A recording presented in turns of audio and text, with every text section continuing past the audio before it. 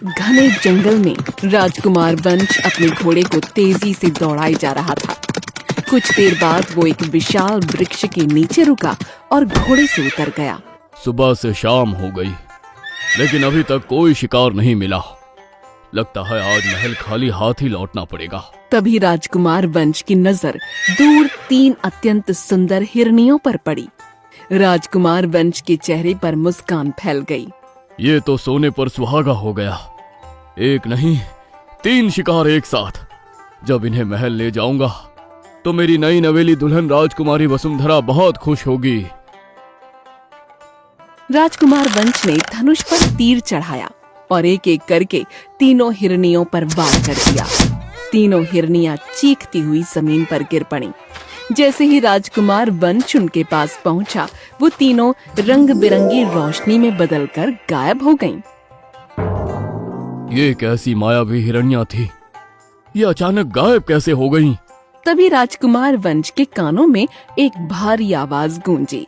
तुम्हें उन पर वार नहीं करना चाहिए था। राजकुमार वंश ने पीछे मुड़कर देखा तो उसके सामने एक साधु खड़ा था। राजकुमार वंश धीरे धीरे साधु के पास पहुंचा।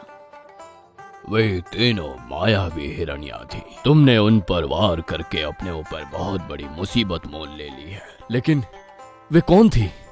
अब उनके बारे में जानने का कोई लाभ नहीं। जो होना था वो हो चुका है। इतना कहकर साधु वहां से चला गया। राजकुमार वंश चिंतित मन से घोड़े पर सवार हुआ और महल लौट आया। महल पहुंचकर राजकुमार वंश ने जंगल की पूरी घटना अपनी पत्नी राजकुमारी वसुंधरा को बता दी। ये सुनकर राजकुमारी वसुंधरा चौंक गईं। हे भगवान, वो तीनों हिरनियां कौन थीं? मुझे नहीं पता। साधु महाराज ने कुछ भी स्पष्ट नहीं बताया। राजकुमारी वसुंधरा भयभीत हो गईं। मुझे डर लग रहा है, कहीं ऐसा ना हो कि आप किसी बड़ी मुसीबत में फंस जाएं। राजकुमार वंश मुस्कुराया। तुम एक राजा की पत्नी हो। रानी को ऐसे बातें नहीं करनी चाहिए। भूल जाओ उस घटना को, जैसे मैं भूल गया हूँ। कुछ दिन ऐसे ही बीत गए।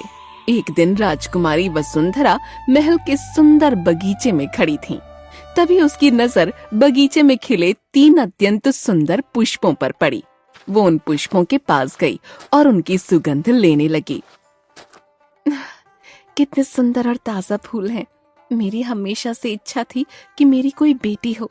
अगर मेरी बेटी हो तो वो इन्हीं पुष्पों की तरह सुंदर हो। अचानक रंग बिरंगी रोशनी के साथ एक अत्यंत सुंदर स्त्री प्रकट हुई। राजकुमारी वसुंधरा चौंक गई।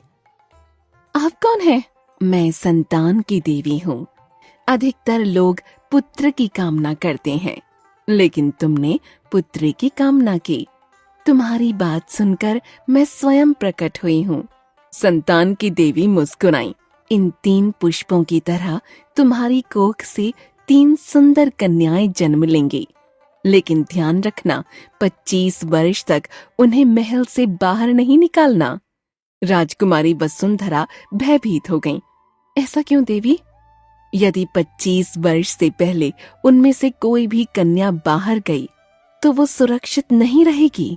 उस आयु तक उन पर एक बड़ा खतरा मंडराता रहेगा। राजकुमारी वसुंधरा की आंखों से आंसू बहने लगे। कृपया मुझे बताइए, वो कैसा खतरा है? कुछ समय पहले तुम्हारे पति ने एक बड़ी भूल की थी। उसी का परिणाम तुम्हारी पुत्रियों को भुगतना पड़ सकता है। इतना कहकर संतान की देवी रंग बिरंगी रोशनी में विलीन हो गई। राजकुमारी वसुंधरा उदास होकर अपने कक्ष में आ गई। शाम को राजकुमार वंश जब उसके कक्ष में पहुंचा तो उसकी आंखों में आंसू देखकर चौंक गया। वसुंधरा, तुम रो क्यों रही हो? राजकुमारी वसुंधरा ने बगीचे की पूरी घटना उसे बता दी। देवी ने मुझे पुत्रियों का आशीर्वाद दिया है, लेकिन एक बड़े खतरे से भी सावधान किया है। मुझे आपसे एक वचन चाहिए। कैसा वचन? जब हमारी पुत्रियां हो तो 25 वर्ष से पहले उन्हें महल से बाहर नहीं निकाला जाएगा और आप कभी इस पर जिद नहीं करेंगे। राजकुमार वंश मुस्कुराया। मैं वचन देता हूँ, हम हमारी पुत्रियों को 25 वर्ष से पहले महल से बाहर नहीं निकालेंगे। उनकी परवरिश महल में ही करेंगे। ये सुनकर राजकुमारी वसुंधरा के चेहरे पर संतोष की रेखाएं उभर आईं। समय ऐसे ही बीतने लगा। 9 महीने बाद राजकुमारी वसुंधरा ने एक सुंदर कन्या को जन्म दिया। ये तो बहुत ही सुंदर है। हम इसका नाम सुकन्या रखेंगे। कुछ समय बाद राजकुमारी वसुंधरा ने दूसरी कन्या को जन्म दिया। पहली पुत्री का नाम मैंने रखा था, इस बार इसका नाम तुम रखो। मैं इसका नाम चंद्रलेखा रखूंगी। राजकुमार वंश मुस्कुरा उठा। कुछ समय बाद राजकुमारी वसुंधरा ने तीसरी सुंदर कन्या को जन्म दिया। पहली का नाम मैंने रखा था, दूसरी का तुमने, तीसरी का नाम कौन रखेगा? हम दोनों मिलकर। तो फिर इसका नाम नीलिमा रखेंगे। आपने तो मेरे मन की बात कह दी। समय बीतता रहा। तीनों राजकुमारियां अपनी मां वसुंधरा की छत्र छाया में बड़ी होने लगीं। देखते ही देखते 20 वर्ष बीत गए। एक दिन सुकन्या अपनी मां के पास आई। मां, हमें महल से बाहर घूमने का बहुत मन करता है। हम बाहर क्यों नहीं जा सकते? इसके पीछे एक वजह है बेटी, अभी मैं तुम्हें नहीं बता सकती।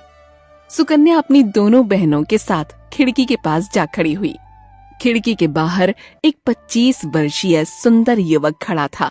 तुम्हारा नाम क्या है? मेरा नाम अर्जुन है। मैं माली हूँ, बगीचे की देखभाल करता हूँ। बाहर का संसार कैसा है? बहुत सुंदर है। क्या तुम हमें रोज बाहर की खबरें दे सकते हो? हाँ, क्यों नहीं, मैं रोज इसी समय आऊंगा। तीनों बहनें खुश हो गईं। उस दिन के बाद अर्जुन रोज महल की खिड़की के नीचे आता और बाहर की खबरें सुनाता। तीनों बहनें इसी से अपना मन बहलाती रहीं। कुछ समय बाद अर्जुन बीमार पड़ गया और आना बंद हो गया।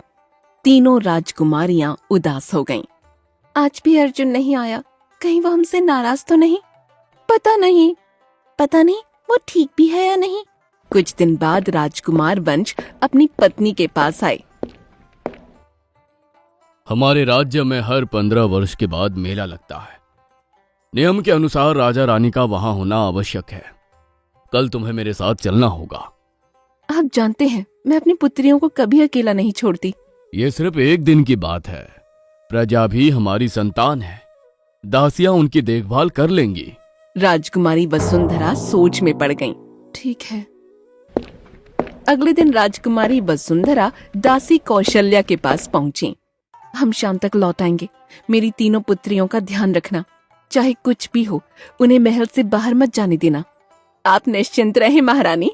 कुछ देर बाद राजकुमार वंश और राजकुमारी वसुंधरा महल से बाहर चले गए। दोपहर में तीनों राजकुमारियां खिड़की के पास खड़ी हो गईं। अर्जुन आज भी नहीं आया, चलो उसके घर चलकर दिखाते हैं। माँ ने महल से बाहर जाने से मना किया है। माँ अभी घर पर नहीं है, दासी को मना लेंगे, थोड़ी देर में लौट आएंगे। तीनों दासी कौशल्या के पास गईं। क्या तुम अर्जुन को जानती हो? हाँ, वो माली है, महल के बाहर झोपड़ी में रहता है। वो कुछ दिनों से नहीं आया। अर्जुन बीमार है, घर पर है। हम उसे देखने जाना चाहते हैं। महारानी ने मना किया है। लेकिन तीनों बहनों के आग्रह पर दासी सोच में पड़ गई। कुछ देर बाद दासी ने निर्णय लिया। ठीक है, लेकिन ये बात किसी को बताना नहीं। तीनों राजकुमारियां प्रसन्न हो गईं। दासी कौशल्या तीनों को महल से बाहर ले गई। तीनों राजकुमारियां दासी कौशल्या के साथ महल से बाहर कुछ ही दूर आगे बढ़ी ही थीं। अचानक आसमान में तेज काली आंधी उठी। दासी कौशल्या चौंक गई। हे भगवान, मौसम तो बिल्कुल ठीक था, दूर दूर तक आंधी का कोई असर नहीं था। ये अचानक इतनी भयानक आंधी कहां से आ गई? आंधी इतनी तेज थी कि कुछ भी दिखाई देना संभव नहीं रह गया। चारों ओर धूल और अंधेरा छा गया। कुछ ही देर बाद आंधी अचानक थम गई। दासी कौशल्या जब होश में आई तो वो वहां अकेली खड़ी थीं। तीनों राजकुमारियां वहां नहीं थीं। ये क्या हो गया? तीनों राजकुमारियां कहाँ चली गईं? दासी घबरा गई। उसने चारों ओर देखा, पुकारा, लेकिन तीनों का कोई पता नहीं चला। थकी हारी दासी कौशल्या अर्जुन के घर पहुंची। अर्जुन चारपाई पर लेटा हुआ था। अर्जुन, क्या तीनों राजकुमारियां यहाँ आई थीं? अर्जुन चौंक गया। आप ये क्या कह रही हैं? राजकुमारियों को तो महल से बाहर आने की अनुमति ही नहीं है। दासी कौशल्या फूट फूट कर रोने लगी। उसने सारी घटना अर्जुन को बता दी। अर्जुन ये सुनकर स्तब्ध रह गया। इस सब का कारण मैं ही हूँ। अगर मैं बीमार ना पड़ा होता तो राजकुमारियां कभी महल से बाहर कदम नहीं रखती। कुछ ही देर बाद दासी कौशल्या वापस महल लौट गई। कुछ ही देर बाद राजकुमार वंश और राजकुमारी वसुंधरा महल लौट आए। दासी कौशल्या उन्हें देखते ही रो पड़ी। राजकुमारी वसुंधरा चौंक गईं। तुम रो क्यों रही हो? मेरी तीनों बेटियां कहाँ हैं? दासी कौशल्या रोते हुए पूरी घटना बताने लगी। ये सुनते ही राजकुमारी वसुंधरा बेहोश होकर गिर पड़ी।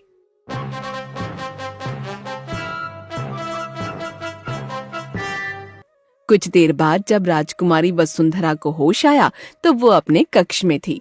राजकुमार वंश बिस्तर के पास बैठा था। सामने राजगुरु खड़े थे। जिस बात का डर था वही हो गई। काश मैं आपके साथ गई ही ना होती। मेरी तीनों बेटियां आज महल में होती। भगवान जाने उनके साथ क्या हुआ होगा। भगवान जाने वो जीवित हैं भी कि नहीं। राजकुमार वंश की आंखों में आंसू आ गए। मुझे क्षमा कर दो वसुंधरा। मुझे नहीं पता था कि मेरी तीनों बेटियां मेरी आंखों के सामने से इस तरह ओझल हो जाएंगी। राजकुमार वंश ने राजगुरु की ओर देखा। राजगुरु, आप तो दिव्य और चमत्कारी शक्तियों के ज्ञाता है। क्या आप पता लगा सकते हैं कि मेरी तीनों बेटियां कहाँ हैं? राजगुरु ने आंखें बंद कर लीं। कुछ देर बाद उन्होंने आंखें खोलीं। तुम्हारी तीनों बेटियां सुरक्षित हैं, लेकिन वे कहाँ हैं ये मैं तुम्हें नहीं बता सकता। तुम उनसे कभी नहीं, लेकिन कुछ वर्ष बाद मिल पाओगे। राजकुमार वंश चौंक गया। ये आप क्या कह रहे हैं राजगुरु? तुम्हारे लिए इतना जानना ही पर्याप्त है कि तुम्हारी तीनों बेटियां सुरक्षित हैं और कुछ वर्ष बाद स्वयं तुम्हारे पास लौट आएंगी। इतना कहकर राजगुरु वहां से चले गए।